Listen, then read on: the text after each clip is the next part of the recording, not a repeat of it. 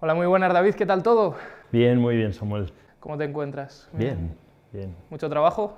Bueno, no falta, está bien, así no nos aburrimos. Eso es verdad. Bueno, ante todo, bienvenido a este programa, a todo lo que nos gusta y bueno, espero que sea una charla amena y bueno, Muy conocer un bien. poco más acerca de tu persona, que si quieres empiezo hablando de que tú podrías estar sentado aquí, porque tú estudiaste la carrera de periodismo. Así es, sí, estudié, después de hacer la teología, estudié periodismo en Salamanca y no estaría mal estar sentado también a ese lado. ¿Por qué elegiste esta carrera? Pues porque me gustaba, la verdad, le cogí mucho gusto cuando estaba estudiando teología, era una de las salidas que tenía, ¿no? Podía haber hecho una especialización en alguna cosa de teología o algo así, pero me atraía mucho los medios de comunicación, sobre todo escrito. La prensa escrita me atraía mucho, luego ya según uno va haciendo la carrera, pues ya le van gustando otras cositas, ¿no? Pero le cogí mucho gusto y disfruté mucho los años que estuve en Salamanca haciendo periodismo.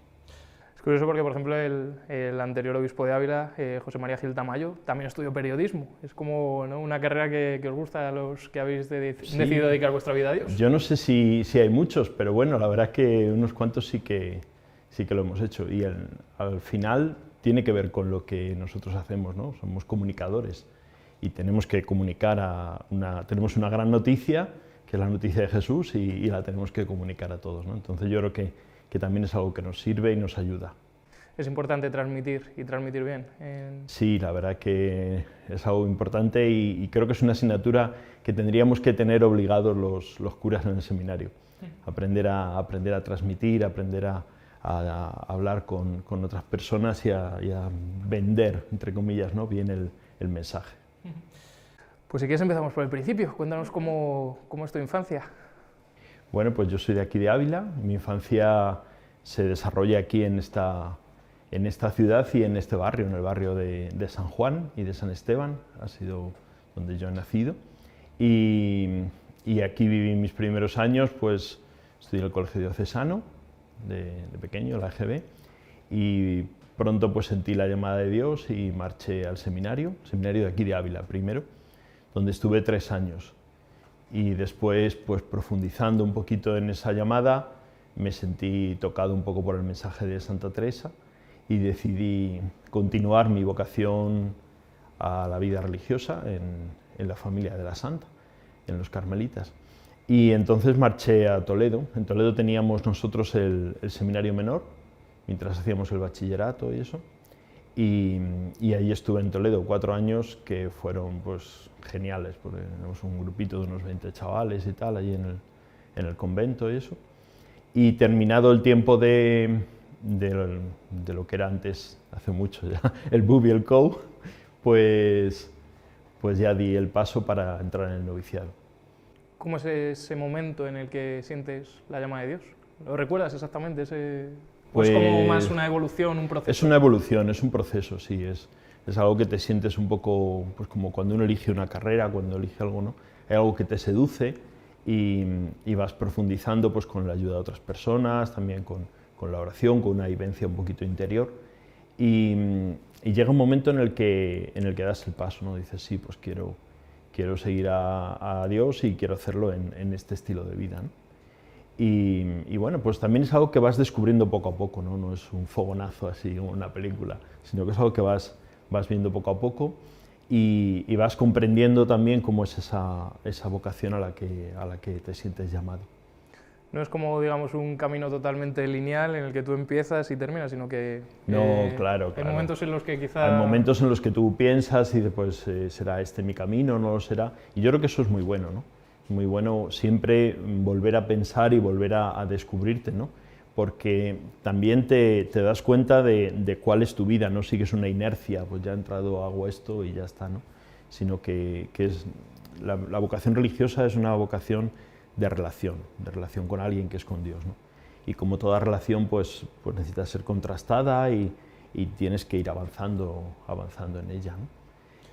Y esta relación con Dios se puede realizar de muchas maneras, por ejemplo el sacerdocio u otros caminos. ¿En qué momento decides tú entrar Bueno, en la orden? pues La primera idea que yo tuve pues era ser sacerdote, claro, la vocación al sacerdocio. Pero después esa vocación se va clarificando, podríamos decir, ¿no? Se va expresando de una determinada manera. En mi caso, pues conociendo a los frailes de la Santa y cómo vivían, conociendo el mensaje de Santa Teresa, su persona, pues me siento llamado a vivir lo que ella fundó, ¿no? Que es nuestra orden. Y ese estilo de vida, el estilo de vida de la oración, el estilo de vida también de la predicación, del compartir la experiencia de la interioridad, de la profundidad, pues eso fue lo que más me sedujo y es lo que me llevó a dar el paso a entrar en los carmelitas. Y además es una suerte que pocos religiosos yo creo que tienen, que es vivir precisamente en el barrio donde naciste, creciste. No sé, es una suerte, ¿no? Sí, yo creo que sí, es una suerte. Y compartir barrio con la figura que supongo que más tienes como figura ahí arriba, que es Santa Teresa. Para mí es un placer, o sea, es un lujo haber estado estos años aquí en Ávila, además años tan importantes porque hemos vivido una cantidad de fiestas teresianas desde el quinto centenario, en el 2015, a todos estos años jubilares. Para mí ha sido un regalazo, un regalazo. Nunca pensé yo que iba a vivir aquí en Ávila después al entrar en la orden, nunca pensé que me iba a tocar estar aquí, pero ha sido un auténtico regalo, sí. David, si no hubieses sido religioso, ¿qué habría sido? Pues no lo sé. No lo sé porque de pequeño, ya te digo que de pequeño empecé a pensar el ser sacerdote, ¿no? Quizá pues esta otra vocación de comunicador que he ido descubriendo después, pues hubiera sido la que hubiera seguido, ¿no? Nunca se sabe. Y en todo este proceso, desde ese niño que tenía tan claro dedicarse a Dios hasta ahora, cuando eres prior del convento de la Santa, ¿en algún momento has dudado a lo mejor de tu fe? No, de mi fe no. De mi fe nunca he dudado porque gracias a Dios lo he tenido claro, ¿no? Y siempre he visto la mano de Dios en mi vida. Es una cosa muy hermosa, ¿no? Cuando uno se para a pensar, hay dificultades, claro que hay dificultades, muchísimas, ¿no? Como en toda vida, pero el ver la presencia de Dios cercano, el sentir su presencia contigo, su ayuda, pues eso ha estado siempre ahí, ¿no? Y en los momentos de dificultad y en los momentos de alegría también. Esa duda de fe no he tenido. Siempre hay momentos en los que uno piensa, pues este ha sido hecho bien, este es mi camino, esto siempre, ¿no? En estos años lo vas madurando y bueno, pues de momento parece que sí, que es este mi camino y que creo que el Señor me ayuda, no sin dificultades, ya te digo, que siempre existe.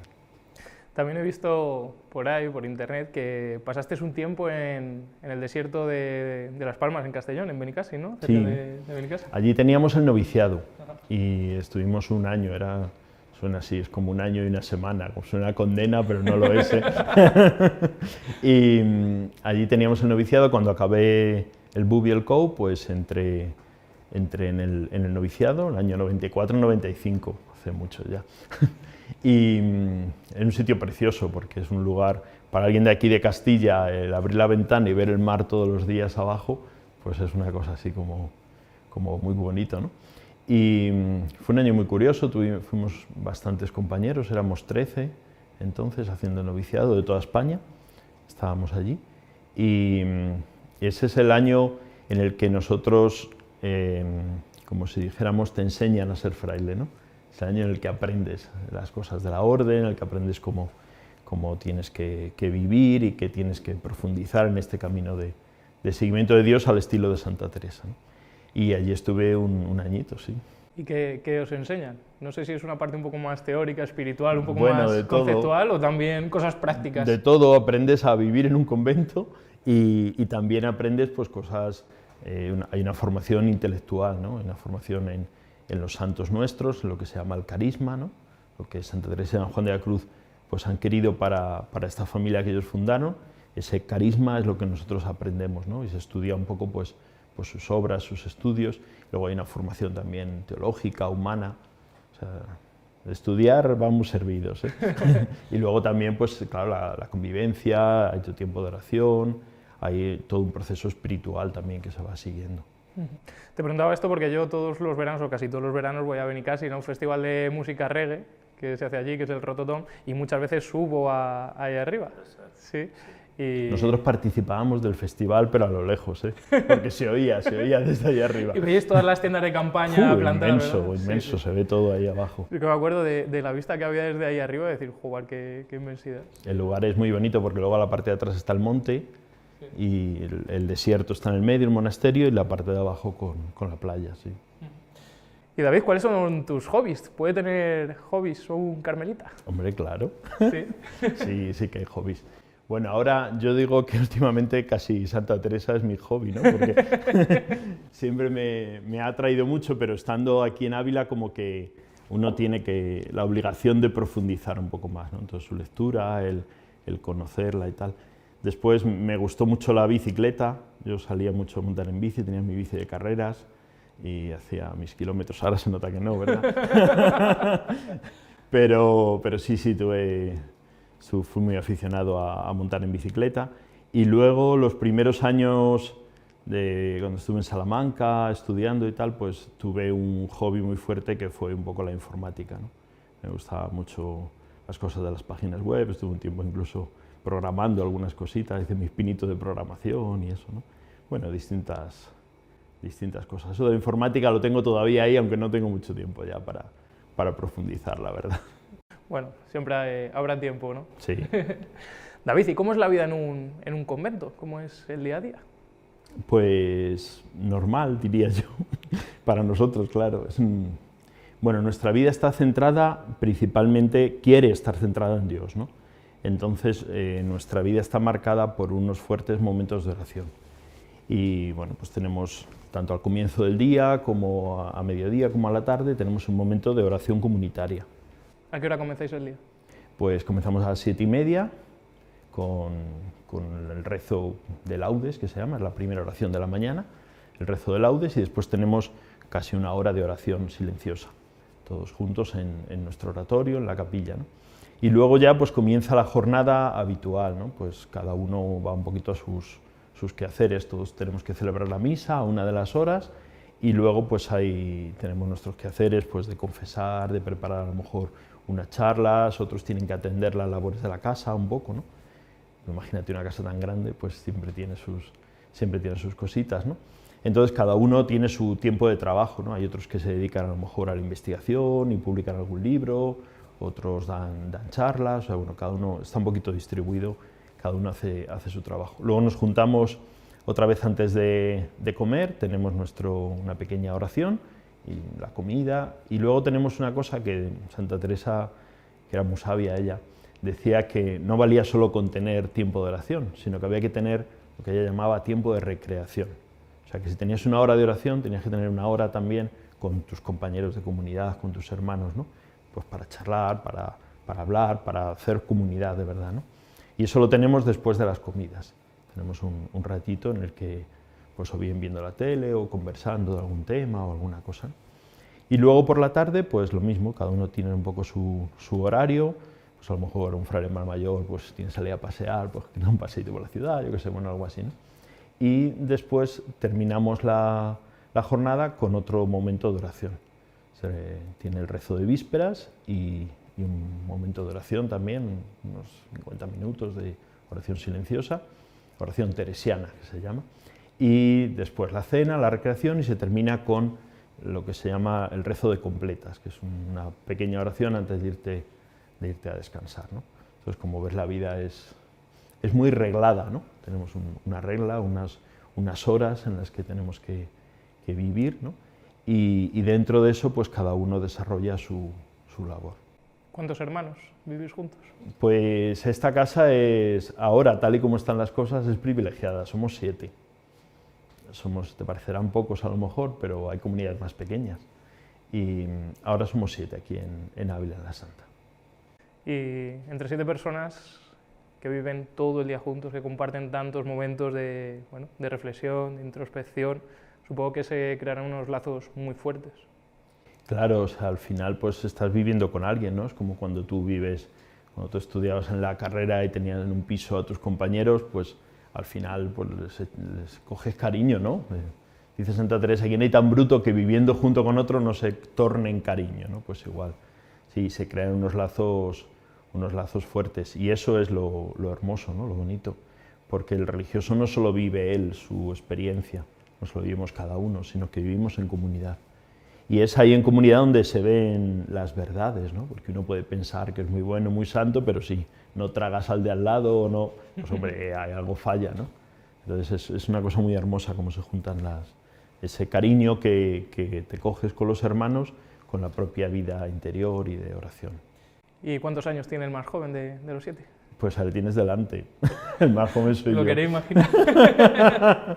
El más joven soy yo y luego el mayor tiene 90. O sea que tenemos un espectro así. ¿Y el más joven después de ti? El más joven después de mí tiene 75. Quizá ya la gente no le llame tanto la atención, ¿no? Entrar en estas vidas. Sí, hay sobre todo en Europa, ¿no? Hay una crisis grande vocacional. Sigue habiendo gente que quiere entrar, ¿no? Y bueno, en realidad, hay gente, ¿no? Hay un sistema de discernimiento también, ¿no? Porque no todo el mundo que llega al convento pues tiene vocación, entonces hay esos tiempos de noviciado y tal, es un tiempo también, no solo tú aprendes cómo vivir en el convento, sino que los formadores y la propia orden pues disciernen si tu vida es una vida vocacionada, ¿no? Entonces viene mucha gente, pero bueno, con vocación y tal no hay muchos. Pero bueno, va habiendo un goteo. ¿Y a qué crees que se debe esto? Bueno, yo creo que hay muchos factores, ¿no? Un factor decisivo yo creo que es que nuestra sociedad ha perdido un poquito el sentido de lo que es Dios, ¿no? De lo que es la trascendencia en su vida. Entonces hay gente que vive como si Dios no existiera o no necesita o no tiene esa relación con este ser trascendente, ¿no? Entonces no ve necesidad, cree que la vida es esto simplemente y no tiene esa necesidad de tener una relación con Dios, ¿no? Y claro, eso hace que haya menos gente llamada a no llamada, sino que no escuchen esa llamada a entregar la vida, ¿no? Es como uno que dice, ¿y por qué hay gente que no se casa, por ejemplo, que no tiene una novia o que no tiene una mujer? Pues bueno, a lo mejor es porque ha perdido esa necesidad de mantener esa relación, de viven encerrados a lo mejor en sí mismos, no sé por qué es, ¿no? Pero bueno, es como un ejemplo, ¿no? Y yo creo que en la vida religiosa y en la vida de la Iglesia pues pasa un poquito esto también. Además es una vida que requiere mucho sacrificio, mucho, no sé si sacrificio es la palabra, pero estar centrado al 100% en que eso es lo que debes hacer. Entonces, claro, en esta vida ahora que estamos viendo todos, mucho más mundana, más entregada, pues, no sé, a placeres y a entretenimiento. Bueno, yo creo que eso más... pasa a todo el mundo, ¿no? Tú trabajas en un medio de comunicación, si no estás centrado en tu trabajo, por decir así, aunque es verdad que bueno, son 8 horas o las horas que sean y ya está, y te vas a casa. Sí, no es lo mismo 8 horas que claro, 24. Que toda la vida, ¿no? O cuando tienes una relación con una persona y vives con esa persona, pues esa relación tiene que ser mutua, ¿no? No puedes decir, bueno, yo hago lo que quiera, ¿no? Entonces yo creo que un poquito es esto. Cuando alguien lo ve desde fuera dice, pues sí, es algo muy exigente, es algo que te lleva a vivir como muy centrado, porque ves la realidad desde fuera, ¿no? Pero cuando es algo que tú has optado y has querido y vives ilusionado con eso, pues... Sí, no lo puedes llamar sacrificio. Claro, o sea, puede ser exigencia, puede ser tal, pero lo ves con gusto, ¿no? Dices, esto es lo que yo quiero. ¿Y David, tenéis Netflix, por ejemplo, allí en el convento de la Santa? Yo sí tengo. No, bueno, no tenemos Netflix porque la verdad que mis hermanos de comunidad tampoco lo ven, ¿no? Ahora no tengo Netflix. ¿Cómo es esto que tengo ahora? Es Disney Plus. Ajá. A ver el documental del Papa, pues hay que tener Netflix Plus. Y por ejemplo, un día como hoy que juega, hoy estamos grabando esto un martes en el que juega el Chelsea contra el Real Madrid. ¿Ese partido se va a ver? Pues no sé, a mí es que el fútbol no me gusta. A mí el fútbol no me gusta. Sí que hay frailes que les gusta mucho, ¿no? Y bueno, pues si pueden, pero bueno, tampoco es una cosa de una fiebre, ¿no? De decir, bueno, pues hay fútbol y paramos toda la vida, ¿no? Para verlo. Bueno, pues en el rato que estamos en recreación, si coincide, pues bueno, se pone la tele y a los que les gusta el fútbol, pues lo ven, sí. Cuando uno opta por ser carmelita, entiendo que gran parte de esas razones, también la introspección, el pensar, el reflexionar, el tener un tiempo para pensar sobre muchas cosas, sobre el concepto de Dios, sobre muchas ideas. Y claro, en un convento como este, que recibe tanta y tanta gente a lo largo de todo el año, no sé si te queda mucho tiempo de estar tranquilo, porque la verdad es que el público que acude a veros es muy grande. Sí, bueno, siempre hay tiempo y aunque no lo haya, debemos buscarlo, ¿no? Porque te digo que la vocación a la vida religiosa no debe ser tanto el pensar. Decía Santa Teresa que no consiste en pensar mucho, sino en amar mucho, ¿no? La relación con Dios. Es que era un genio esta mujer, ¿no? Entonces no consiste en darle vueltas a la cabeza simplemente, sino en tener esa relación con Dios. Y esa relación con Dios se tiene en esos momentos de silencio y de oración, pero también cuando viene gente. Todos esos peregrinos y visitantes que llegan hasta el convento de la Santa, ahora estamos despertando después de todo este tipo de pandemia y es exagerada la cantidad de gente que viene, ¿no? Pero es también un momento muy agradable cuando tú te puedes encontrar con un peregrino y tienes que darle una palabra de quién era Teresa y de quién era el amor ese de Teresa y que quieres que sea el nuestro también, que es el corazón de Dios, ¿no? Entonces también es una manera de profundizar, de entrar, de estar cercano a ese amor de Dios en las cosas de cada día, ¿no? De la Santa se suele decir que es la abulense más universal, y esto es verdad porque hasta vuestra casa llega gente de todo el mundo que conoce la figura de la Santa. Tendrás muchísimas historias y muchísimas anécdotas sobre los peregrinos que llegan hasta el convento. De los que llegan y de cuando tú vas fuera. Me gusta contar dos cosas que a mí me han pasado fuera de España que te dejan como roto, ¿no? Una, cuando yo era estudiante, nos mandaban un verano a estudiar un idioma fuera, ¿no?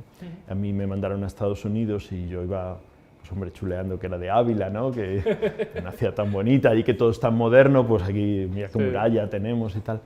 Y cuando tú decías a la gente que era de Ávila, la primera respuesta, todo el mundo te decía, ah, ¿dónde es Santa Teresa? Y te quedabas, tú lo sabías, pero te quedas un poco chocado, ¿no? Sobresaltado, dices, hombre, yo venía aquí como a hablar de mi muralla, de la catedral, de todo esto, y la gente conoce Ávila por Santa Teresa, ¿no?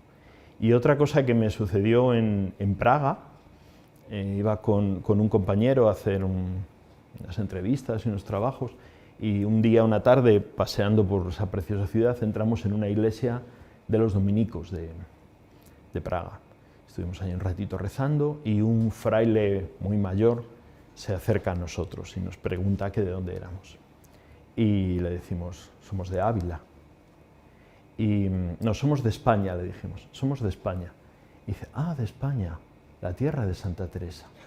Me llamó la atención porque el fundador de los dominicos, Santo Domingo de Guzmán, es de Burgos, o sea, podría haber dicho la tierra de Santo Domingo, ¿no? Pero aquel fraile anciano dice, ah, no, la tierra de Santa Teresa, ¿no? Entonces es para hacernos una idea de lo que esta mujer ha significado y significa en el mundo entero, ¿no? Eso de fuera, pero aquí dentro, desde Ávila, con que te sientes un día en la iglesia de la Santa o en la puerta, es que ves venir de todo tipo de personas, desde los chicos que vienen de los colegios, hasta el visitante que no sabe muy bien dónde viene, desde aquel que sabe que viene aquí porque es Santa Teresa, y te puedes encontrar con un premio Nobel o con alguien que no cree en nada, pero que ve que la figura de esta mujer es tan sorprendente, desde la literatura, desde su ser mujer, de tantas cosas, que se sienten atraídos por ella, ¿no? Y es verdaderamente curioso y precioso, ¿no? Gente que viene desde distintos lugares, por ejemplo, recuerdo este año en octubre, pues unas familias que venían de Sevilla, que habían tenido un niño, había sido un parto, iba a ser un parto muy complicado y tal, y se encomendaron a Santa Teresa, fueron allí a las Carmelitas que funda ella en Sevilla, y se encomiendan a Santa Teresa, y bueno, pues contra todo pronóstico de lo que los médicos habían dicho, el niño nace bien, todo con salud, la madre también, y en cuanto pueden, pues vienen a Ávila a dar gracias a Santa Teresa, en los días de su fiesta y acercarse un poquito a ella, ¿no? Entonces son experiencias muy, muy hermosas, ¿no? Gente que, recuerdo, me comentaban en el año 2015, cuando el centenario, de un matrimonio, una pareja de Argentina, que vienen a Ávila y bueno, pues como era las edades del hombre y tal, bueno, están visitando todo, y gente sin fe, confesado por ellos, ¿no? Y bueno, pues después de ver las edades del hombre vienen a la Santa y entran allí a la capilla, están un ratito allí, y entonces el Señor dice, yo me sentí como tocado por algo, ¿no? Todo lo que había visto, todo lo que estaba ahí, me sentí cambiado, entonces sale, compra las obras completas de Santa Teresa y dice, bueno, yo tengo que conocer quién es esta mujer, ¿no? Qué es lo que ha escrito, qué es lo que dice, que no sé, es muy curioso, ¿no? La influencia y la fuerza que esta mujer del siglo XVI sigue teniendo hoy es verdaderamente increíble. Yo creo que es algo que comparte muchísima gente, ¿no? Que visita la iglesia, la casa natal, el convento, creyentes, no creyentes. Bueno, allí nació una mujer extraordinaria y toda la energía que confluye allí de gente que va allí buscando algo, no sé, yo creo que se puede sentir en cuanto pones un pie, ¿no? En ese espacio. Sí, sabes que había un sacerdote del siglo XIX, se llamaba, bueno, era santo, San Enrique de Osó, él es catalán, y con 15 años él hace una experiencia, va a Montserrat a hacer un retiro, y una tía suya le regala un libro, ¿sí?, para que lo leas en el retiro, y es el libro de la vida de Santa Teresa. Entonces él lo lee y se siente pues conmovido por la figura de esta mujer. Bueno, él después será sacerdote, fundará las Teresianas, las que están aquí en el Soto, y en toda España, ¿no? Y toda su labor como sacerdote, no como carmelita, va a ser dar a conocer la figura de Santa Teresa. Hace una revista con una tirada enorme, organiza una peregrinación gigante a Ávila y a Alba de Tormes, que se inauguraron tramos de tren, vinieron casi 5.000 personas, o sea, increíble, ¿no? Bueno, pues este hombre decía que Santa Teresa era robadora de corazones, y es verdad, ¿no? Cuando alguien se acerca a la figura de Teresa y cuando lee sus escritos, es que es como si ella te estuviera hablando. O sea, es fantástico, ¿no? Al principio te cuesta un poco porque es castellano antiguo, pero cuando uno va entrando es como que esta mujer está dialogando contigo, ¿no? Y esa experiencia que ella tiene es como, uno la percibe como tan de cerca, ¿no? Porque no es... Estamos acostumbrados a dibujar a Santa Teresa sin un éxtasis en el aire y con angelitos y tal, ¿no? Pero cuando tú vas leyendo sus obras ves que es una persona que pisa tierra, ¿no? Que es muy realista, y en medio de eso te cuenta una experiencia de Dios brutal. Entonces cuando uno la lee, pues te roba el corazón, o sea, te seduce y te atrapa de una manera increíble. Y teniendo en cuenta todas esas energías que confluyen allí, de las que estamos hablando, ¿alguna vez has vivido algo extraordinario, algo que, no sé, te sorprendiese sobremanera? No, pues me sorprende el día a día. O sea, el día a día, el levantarte por la mañana, el vivir ilusionado, el descubrir pues, que esa vocación que uno tiene de amor a la Iglesia y de amor a Dios, pues sigue viva en mi corazón. Para mí esa es la mayor sorpresa, ¿no? Y el contemplar cómo hay mucha gente que se acerca a nuestra casa, en este caso por medio de Santa Teresa. Para mí eso es como porque hoy, en la situación en la que vivimos, en el mundo en el que estamos, que haya gente que vibre y que venga miles de kilómetros para conocer el lugar donde ha nacido Santa Teresa de Jesús, para leer una página suya, para preguntarte cómo es esta mujer, cómo me puede ayudar eso a vivir mi vida. Para mí eso es lo más extraordinario. No son milagros, no son cosas de película de Hollywood, ¿no? sino ese día a día. David, si te parece hacemos un descansito y seguimos Muy hablando. bien. Perfecto.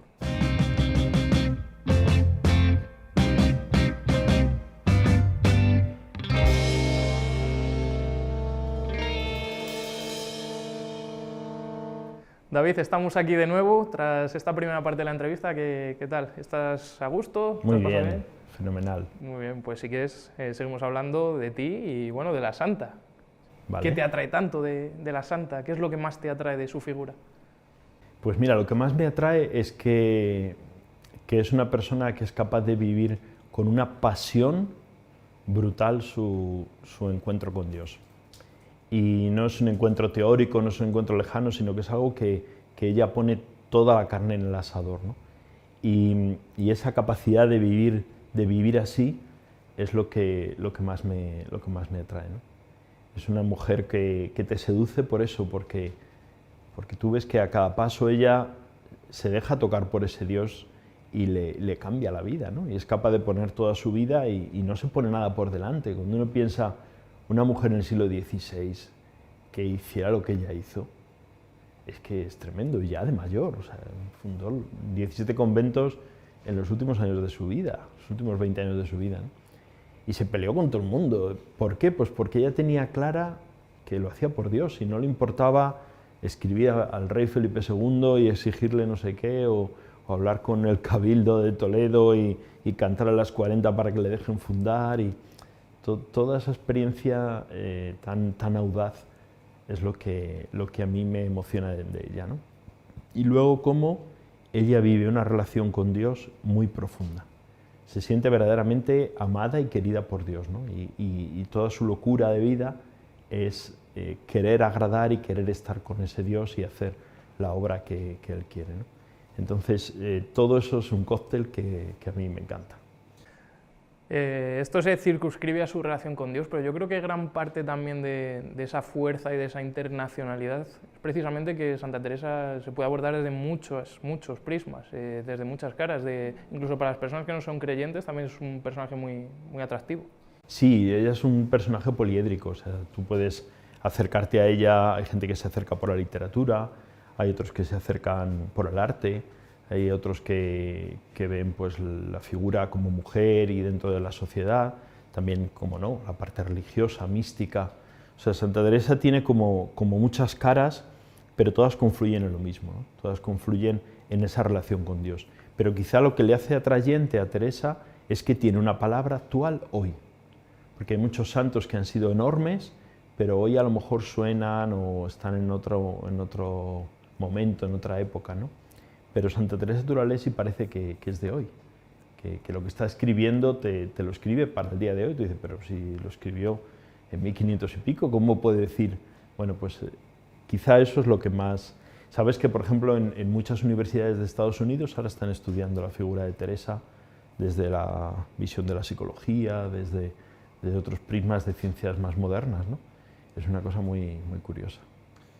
Y dentro de todos estos nuevos enfoques que se han querido dar a su figura, hay uno un poco a tenor de este movimiento feminista que tanto está en auge en los últimos tiempos y que, bueno, que revisiona, ¿no?, personajes históricos como Isabel, por ejemplo, de Castilla, o incluso la propia Santa Teresa, dándoles ese cariz feminista. ¿Era Santa Teresa feminista?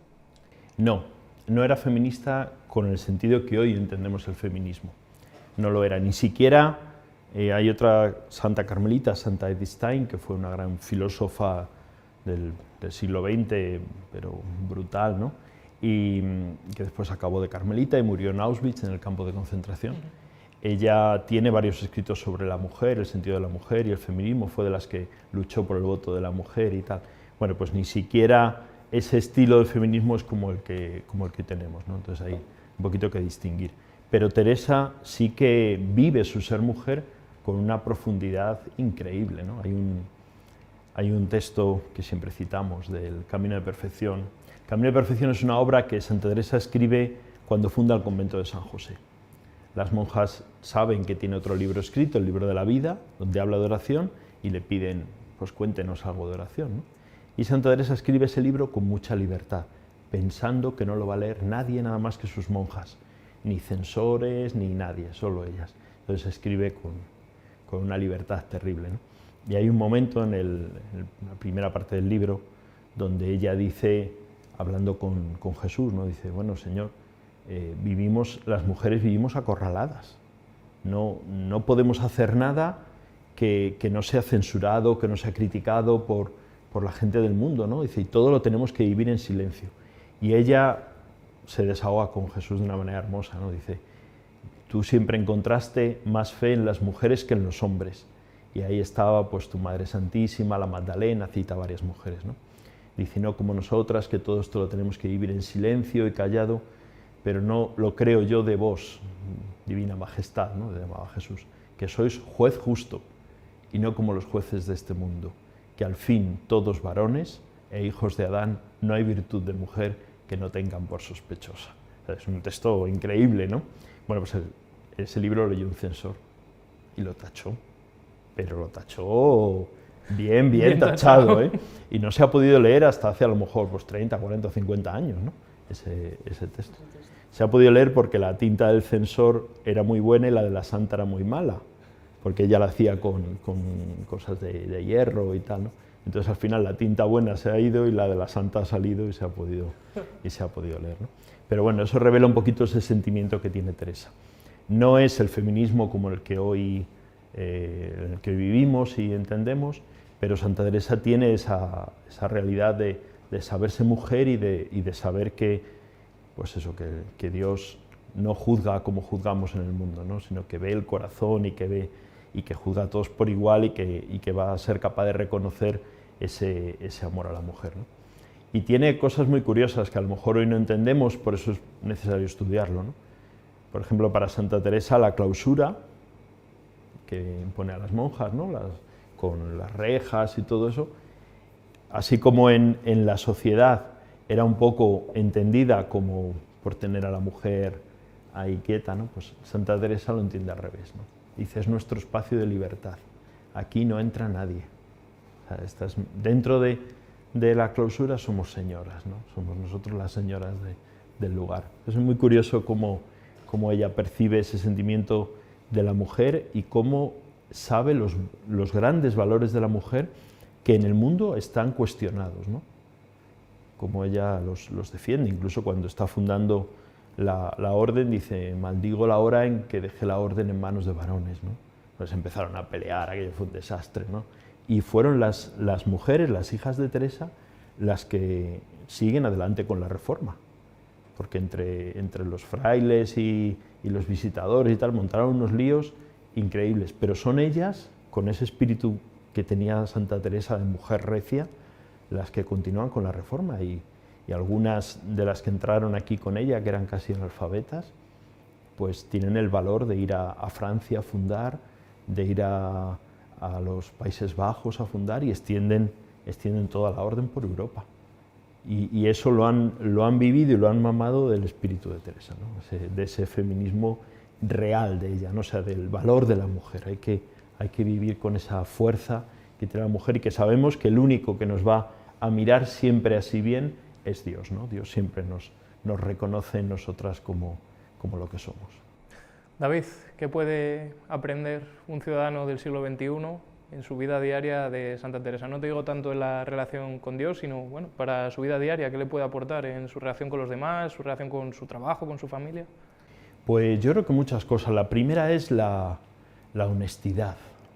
Santa Teresa era una mujer honesta. Hoy vivimos en un mundo en el que, pues por desgracia, cuando uno abre los medios de comunicación, siempre hay un escándalo de algo, ¿no? Santa Teresa era una mujer honesta, era una mujer de verdad. Decían que quien tenía a Teresa por amigo, decían la gente que la había conocido, que tenía las espaldas guardadas. Una mujer que valoraba muchísimo la amistad, que apoyaba a sus amigos, que los defendía, que los quería, que les decía las verdades también, ¿no? Entonces yo creo que este aspecto más humano, por ejemplo, de la figura de Teresa, hoy está de tremenda actualidad para nosotros, ¿no? Teresa nos ayuda a vivir esa relación con los demás, pues de tú a tú, de sinceridad, de honestidad, de decir, mira, vamos a caminar juntos, yo te voy a respetar, vamos a mirar hacia adelante, ¿no? Por un lado eso, luego hay otra parte que a mí me gusta mucho. En su época había todo el problema de la honra, ¿no? Que eran pues las apariencias, recordáis el Lazarillo de Tormes, ¿no? Aquel hidalgo que se le pone el palillo y luego era un pobre muerto de hambre, ¿no? Pues Santa Teresa critica mucho esa negra honra, ¿no? Que dice que a veces siempre pues, los dineros y la honra, el aparentar, todo eso anda revuelto y anda junto, ¿no? Y ella es una mujer que trabaja por la honestidad y por la pobreza en la orden, ¿no? Espiritual. Pero dice ella que esa pobreza, o sea, ese ser lo que somos, da una honranza que no se puede sufrir, ¿no? O sea, te hace verdaderamente honrado, no tener que aparentar. Tú eres así, vive como eres y sé capaz de vivir en una llaneza, no, sin doblez, con capacidad de vivir la vida y enfrentar la vida desde lo que eres, ¿no? No estar pendiente de dineros, de qué dirán, de cosas que al final te hacen no ser auténtico, ¿no? Yo creo que la palabra que más define a Santa Teresa es la verdad y la autenticidad. Y ya por último, y para cerrar esta entrevista, te pregunto por una leyenda urbana que he leído un par de veces, y es que Santa Teresa inventó la tortilla de patatas. ¿Es esto cierto o no es cierto? Ojalá.